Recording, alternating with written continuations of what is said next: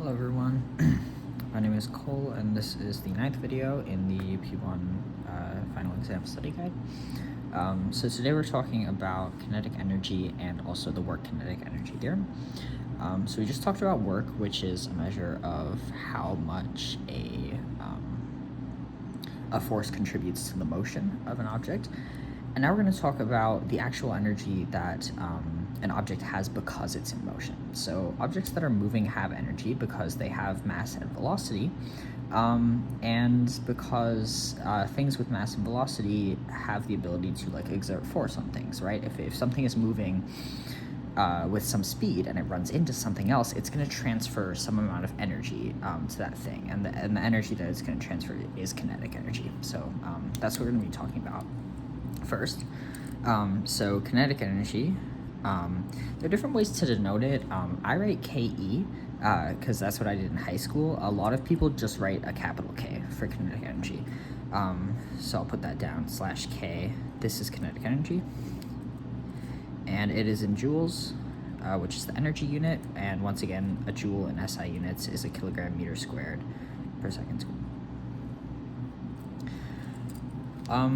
And so the equation for kinetic energy is this.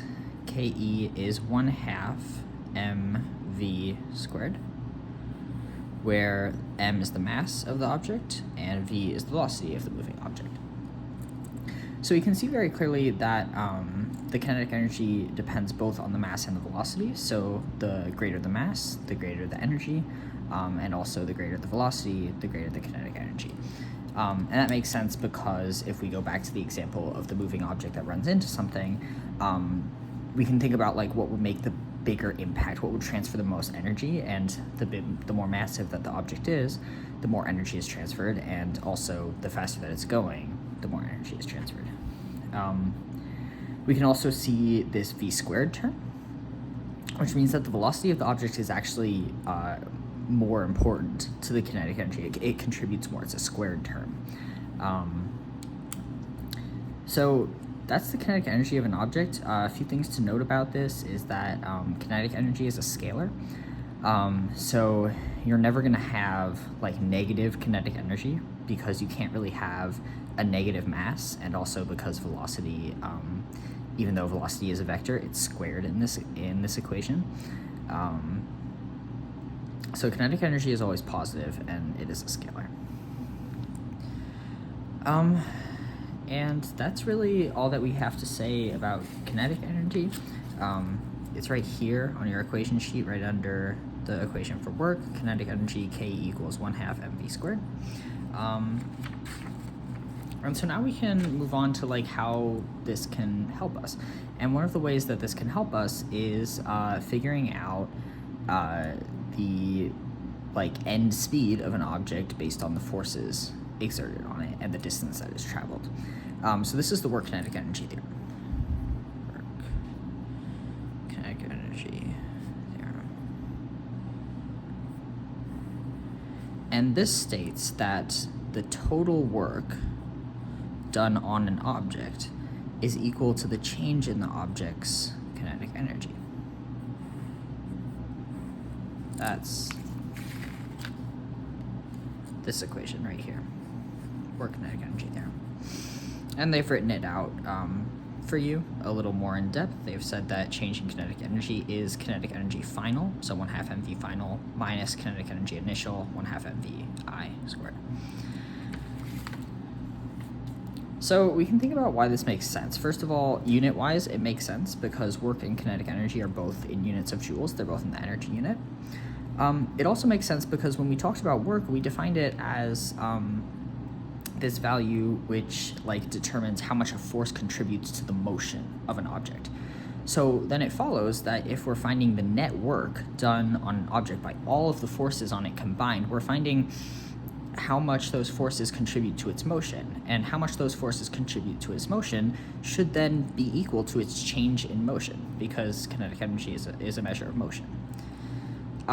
So these are the two equations for kinetic energy and the work kinetic energy theorem, and we can do a quick example with these. We can take just any particle. We can say it has a mass let's actually put numbers to this. Let's say it has a mass of 2 kilograms. And let's say that it experiences a 4 Newton force this way to the right, and maybe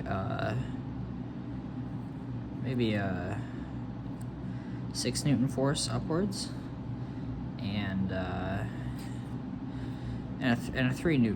2 Newton force backwards, just for fun. 2 Newtons. Okay. And then let's also say that over a period of time, this object moves a distance of 10 meters. Okay. So this is before. This is after. So the first thing that we're always going to do is define our axes, and we can do this whatever way we want, but I'm just going to do the standard, right being positive x and up being positive y. And now we can figure out the work done on this object by all of these forces.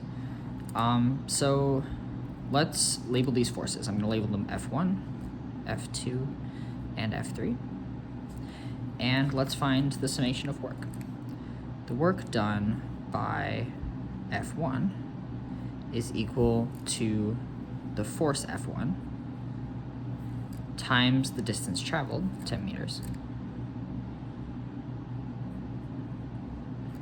times the cosine of the angle between F1 and the distance traveled. Well, F1 is going straight to the right, and the distance traveled is also to the right. So we're going to have cosine of 0 degrees. Okay. So this is going to be 4 newtons times 10 meters times 1, which is 40 newton meters. And a newton meter is a joule, because a newton is a kilogram meter per second squared, and a joule is a kilogram meter squared per second squared. So this is 40 joules. I'm just going to write it as joules, just for consistency's sake. Cool. That's the work done by F1. Now let's find the work done by F2. Well, very similarly, we're going to have F2, which is 6 newtons, times the distance traveled, 10 meters, times the cosine of the angle between them. Well, this time F2 is pointing straight up, and the displacement is straight to the right. So the angle between them is 90 degrees, cosine 90. Cosine 90 is 0, right? So the work done by F2 is 0 joules. And this makes sense if you remember what we talked about during our video about work, which is that forces that are perpendicular to the displacement always contribute 0 work. Finally, we can talk about the work done by the third force. This is a 2 Newton force, and the displacement is still 10 meters. And the cosine, well, what's the angle between F3 and the displacement? Well, you might want to say that it's 0 degrees, just like F1, because F3 is parallel to F1, but we need to be careful because we've defined our axes like this, right? So once we've defined a positive and a negative direction, we do have to stick with them.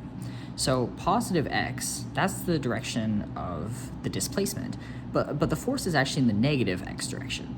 So they are parallel, but they're actually 180 degrees off of each other. And that's important because the cosine of 180 degrees, this puts a negative sign in our work equation. So the work done by force 3 is negative 20 joules. Cool. Now summation work is just WF1 plus WF2 plus WF3, because work is a scalar. So this is 40 joules plus 0 joules minus 20 joules, which is 20 joules. That's the work done on this mass. So now we can find the change in kinetic energy. Let's assume that it starts at rest. Assume V naught equals 0 meters per second. Can we find VF? I think so, because 20 joules, the summation work, is just equal to delta KE, which is equal to 1/2 mvf squared minus 1/2 mv naught squared. Well, v naught's 0, so this term's 0. So this is just an equation with one unknown. The unknown is vf squared. So we can write that 20 joules, that's the work, summation work, is equal to 1/2 times the mass, 2 kilograms, times vf squared. Okay, 1/2 cancels out 2, and we can see that vf is square root of 20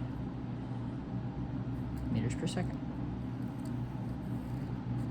So our final velocity, it's like a little more than 4 meters per second. Let's do a quick unit check just for Sandy's sake. I canceled out kilograms, which means that on my right side of the equation, I have 1 kilogram times a meter per second squared. Is that a joule? Yeah, it is, because that's a kilogram meter squared per second squared. That's how units of joules. So that's that unit checks out. All right, so that's what I have for the work kinetic energy theorem and kinetic energy. These are two really important equations, and next time we will go over conservation of energy, which is going to be a really, really useful alternative to Newton's second laws when analyzing the behavior of a system in motion.